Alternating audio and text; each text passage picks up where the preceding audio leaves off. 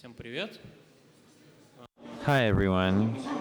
Today we're gonna be briefly talking about new stuff in our presentation related to security of the 4G and 3G networks.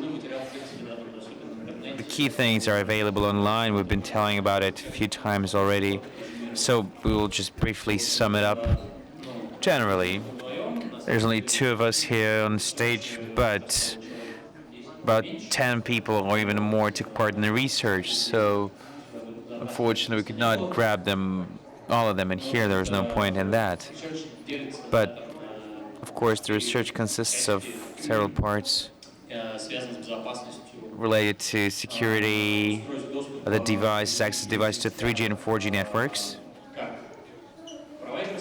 both provider devices and client devices. Provider devices are GGSN, an IP network connected to it, related to it, and of course radio access.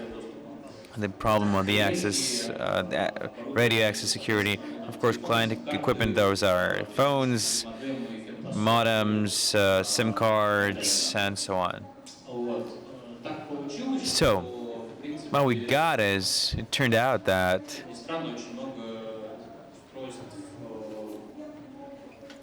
surprisingly, a lot of devices, telecom devices, are available online, to buy online, to purchase online. We had a project related to the security of the telecom operator, and it turned out that all the GGSN, well, not all of them, but a few are looking out into the internet, can be accessed from the internet. So you can find, for example, the managing ports like Sashtelnet, and you just find you're getting to the internal network of the provider and can do whatever you want. The next thing is the app level attacks, the GDP protocol. We had a separate report on that last year and the pre-last year, the year before that. So you can find it. The summary here is that if there's a way to get into the GGSN managing portal via internet, then it is possible to steal confidential information in case of certain access. Of course, you can, for example, organize service failures, and you can not only do that in a service provider with the outside GGSN, but also with any provider in the world, because there's GPS roaming exchange protocol that allows sending calls to all the GGSNs. So this is the example of the attack, which is called GDP Synflood,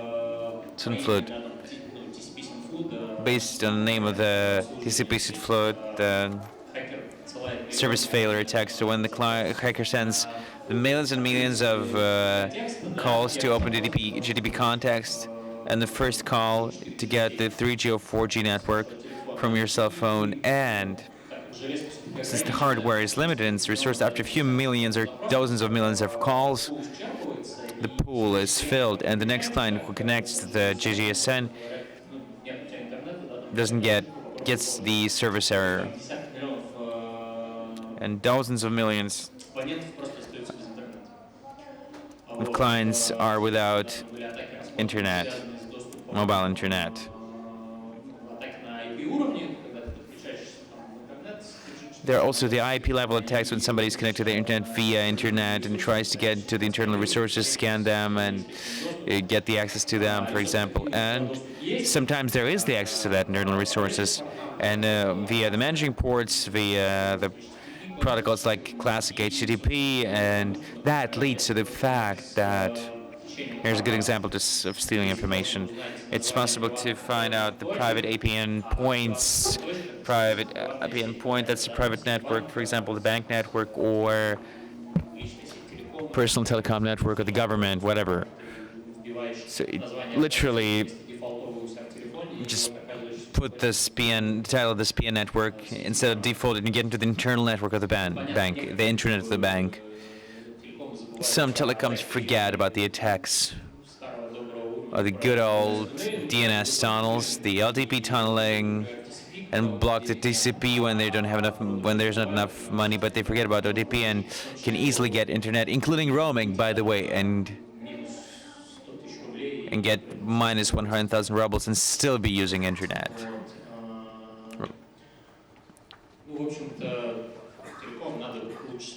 So telecoms should closely watch their networks, that's for sure. The next part of our presentation was dedicated to devices, 3G, 4G modems. First of all, we got several models, and we were looking for vulnerabilities in those devices. We found a lot of those, including clients, and XSS, and XSRF, and so on and so forth, which allow attacking the clients. And in all the models, we found vulnerabilities like remote code execution, and since there's no protection from CSRF in almost any device, you can just execute remotely any code on the modem just by via sending the link to the image. It's possible to infect a device, get the DNS spoofing, to swap the DNS server title and steal traffic. There's a way to swap the SMS sender and steal messages. The other interesting thing to do in one of the modems we found the possibility to execute the random code, and it was possible to declare the cell ID and easily de-anonymize the position of the client. For example, here I'm going from home to work, and I have the modem in my pocket router in my pocket. It's vulnerable, and every 5 minutes via DNS it sends my position, and I transfer the open cell ID into geolocation. I get the image. As a test, simply we set the script to the security lab portal, the script that detects via HTTP protocol the vulnerable versions of the modem, and collected over 5,000 of them, vulnerable versions of the modem in 1 week. That means that if we, in addition to detector of infection, with this thing, we will find 5,000 infected modems per week. Please switch on the video.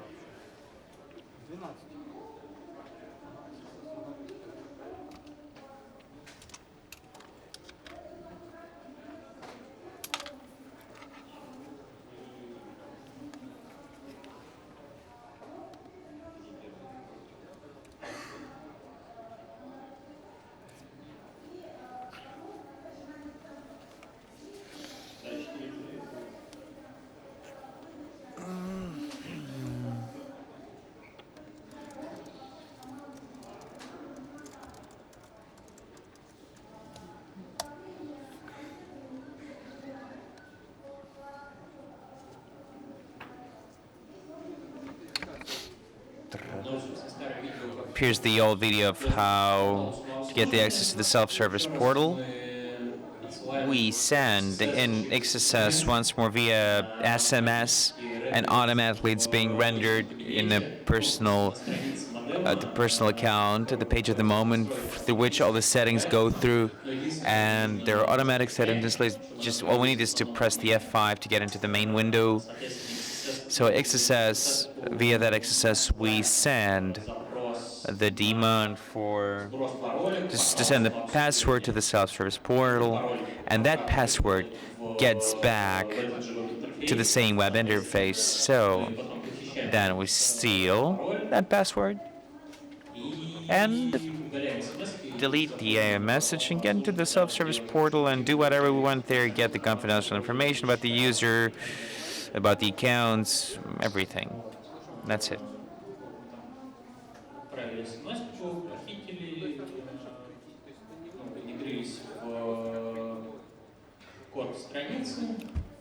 So we stole the message, get the message, we integrate into the code on the page. It's easy to delete all these, hide all this, we just kept it for the video. And then it will all get into the interface. Now Kira will tell us in more detail about some hardcore stuff.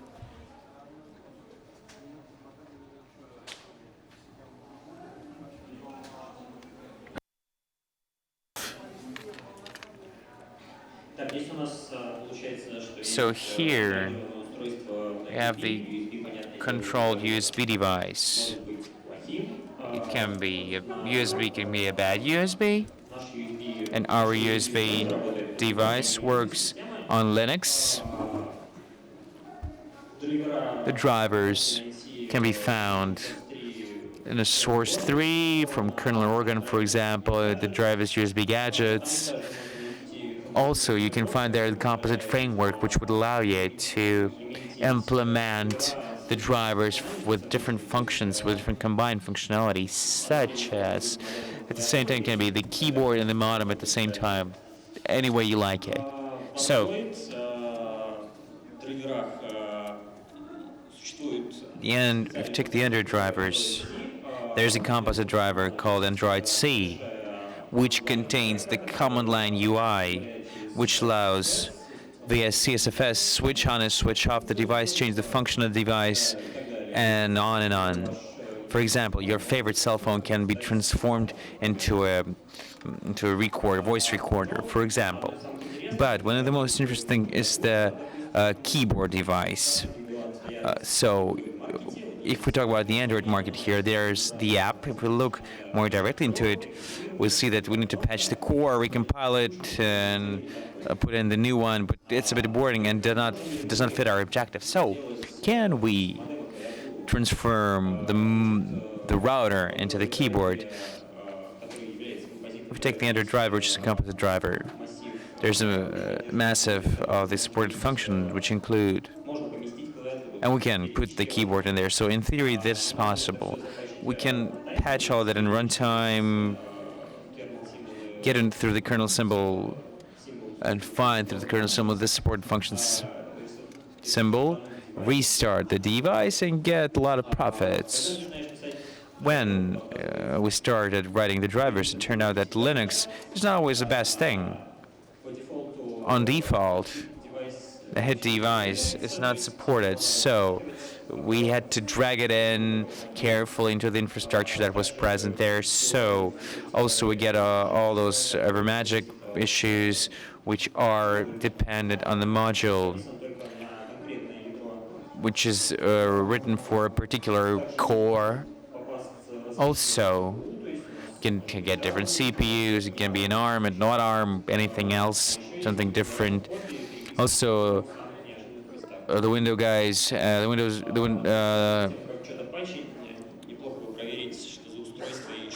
Windows guys have the hobby to rewrite the core, repatch the core. So now this demo is a Butkit.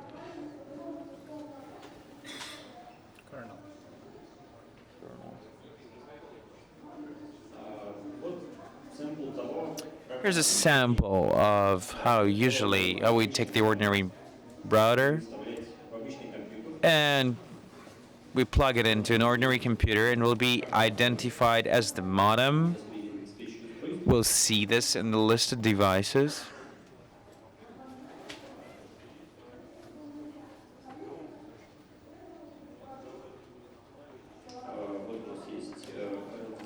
Here we have the device here.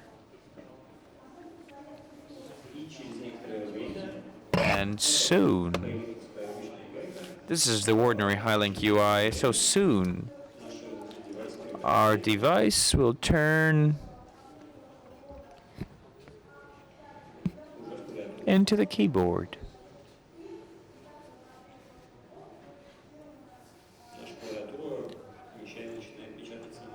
And somehow our keyboard starts printing on its own.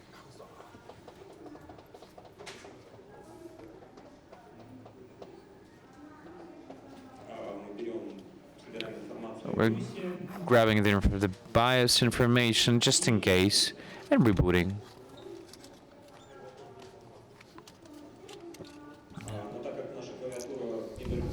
Since our keyboard is not only a keyboard, but also a flash drive. So when it loads, we can click, put it into load mode, and install the Butkit easily. Thank you. But that's not it. Let's go back. We have 2 minutes more. 2 more minutes. So since we clicking something on Windows is of course a bit boring. That's just miserable. It's pretty quick. It's visible, but of course some buttons might be missed. So that's why we'll do it slightly different thing. Let's put on the next video. Yeah, this one. So here we can identify the USB vulnerability. This is one day. It's implemented on Face Dancer, and we can do this more habitual thing. That's why it will be more simple.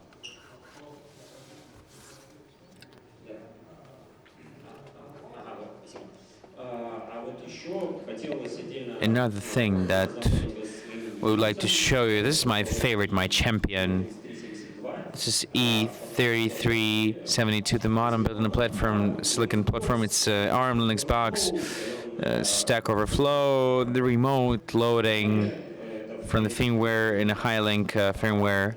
But just once upon a time, I was looking through the mask and I saw these horrible lines, and I could not understand why this is about, why Linux would write me that it loads a different operating system. It turned out that we actually have noticed the elephant in the room. That was the 2-core chipset, one under the management of Linux, which is responsible for USB routing and so forth, and another mentioned by the Xworks, which actually is corresponding with, which is responsible for the radio part. So this is the baseband processor. Anybody who reversed the baseband processor knows this is the hell. The syntax is hell.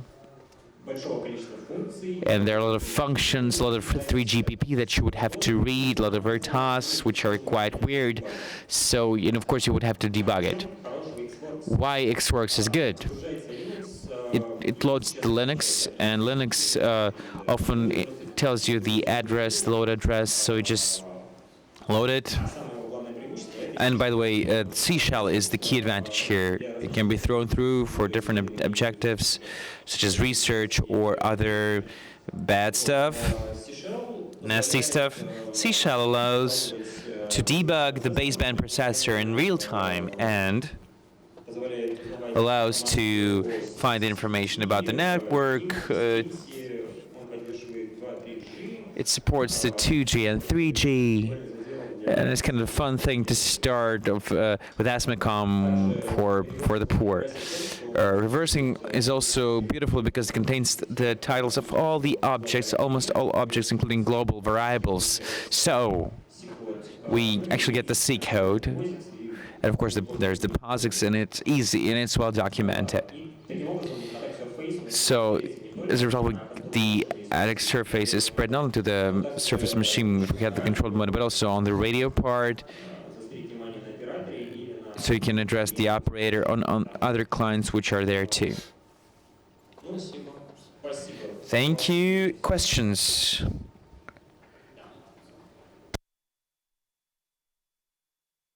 Take the mic.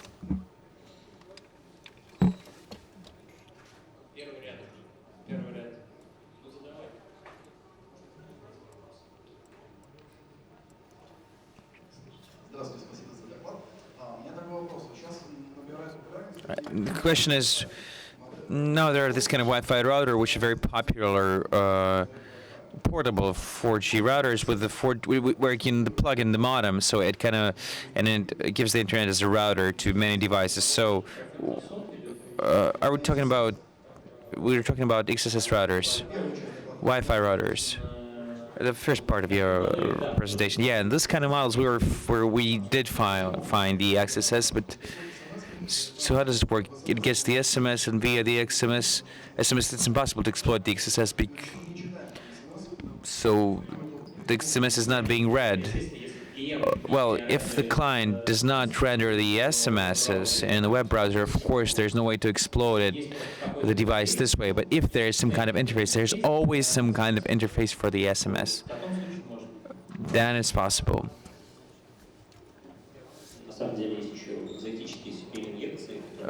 There are also some exotic SQL injections which are hard to exploit. However, they are available because the SMS are being kept and being stored in the SQL database. This is it. Thank you.